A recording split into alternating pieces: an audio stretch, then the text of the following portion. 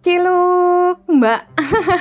Nah, ini ada surat cinta dari Starla. Bukan, surat cinta dari Mama Eji.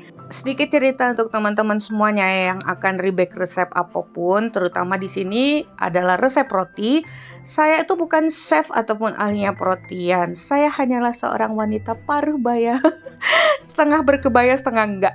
Lanjut, didapatkan kesimpulan bahwa dalam pembuatan roti itu tidak hanya semata-mata berdasarkan resep yang ada loh teman-teman. Jika dilihat sepintas terlihat mudah kan, apalagi jika cuma baca deskripsi.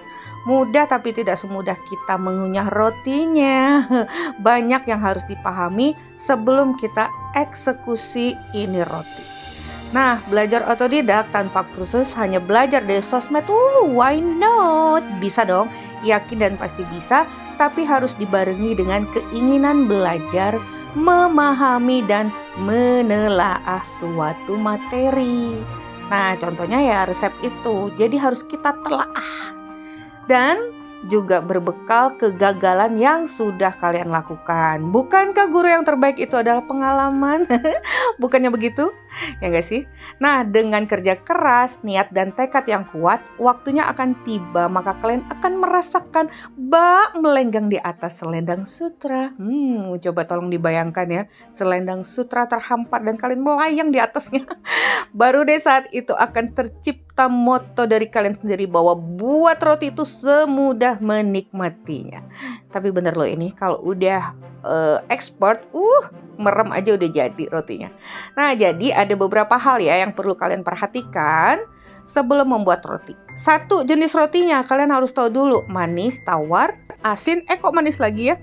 Dan roti Asia apa roti Eropa. 2, metode pembuatan, cara langsung atau tidak langsung, menggunakan biang dan sebagainya ya. Kalian bisa lihat banyak sekali metode roti yang udah Mama Eji buat di video-video sebelumnya.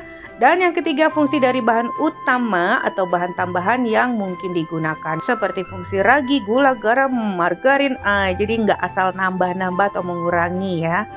Yang keempat, kualitas bahan. Nah, masih aktif nggak, masih bagus nggak gitu. Ketepatan gramasi, penimbangan bahan-bahannya. Kemudian komposisi jumlah bahan cairan dan bahan kering harus wajib tahu kalau mau buat roti. Jadi bisa memperkirakan rotinya ini nanti hasilnya atau jenisnya tuh seperti apa, yang lembut banget kah atau yang sedang-sedang aja.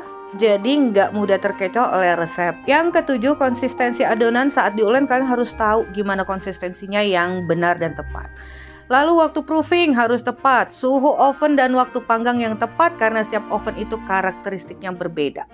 Penanganan roti setelah keluar dari oven itu juga harus dipahami. Cara menyimpannya, misalnya dikemas dalam plastik atau simpan dalam wadah tertutup. Nah, itu penting banget. Ini masih sedikit aja loh. Masih banyak lagi detail-detail roti yang harus kita pelajari. Nah, untuk mempelajari semua itu perlu banyak mencoba.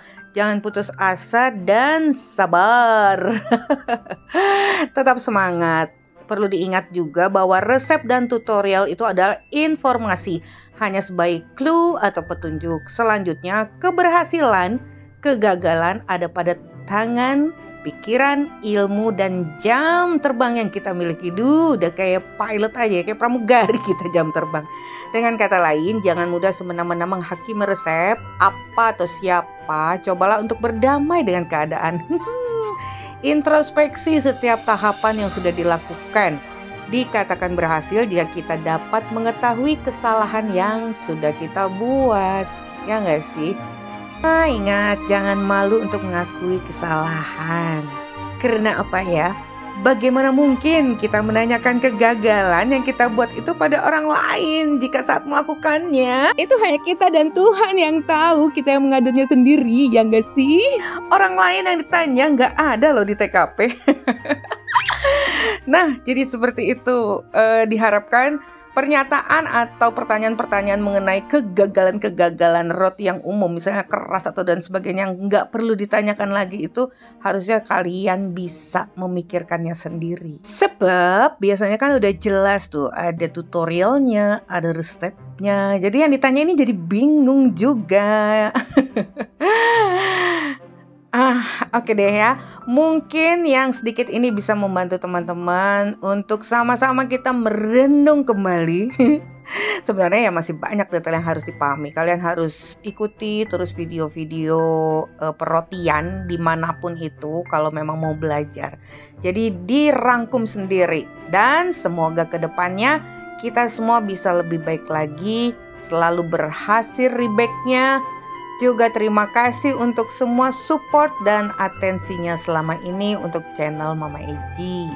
Semoga bisa bermanfaat untuk kita semua dan ditunggu ya komentar, tanggapan, juga advice dari teman-teman. Siapa tahu kita bisa lebih banyak mendapatkan pencerahan dari perbincangan satu arah ini dan bisa bermanfaat untuk kita semua.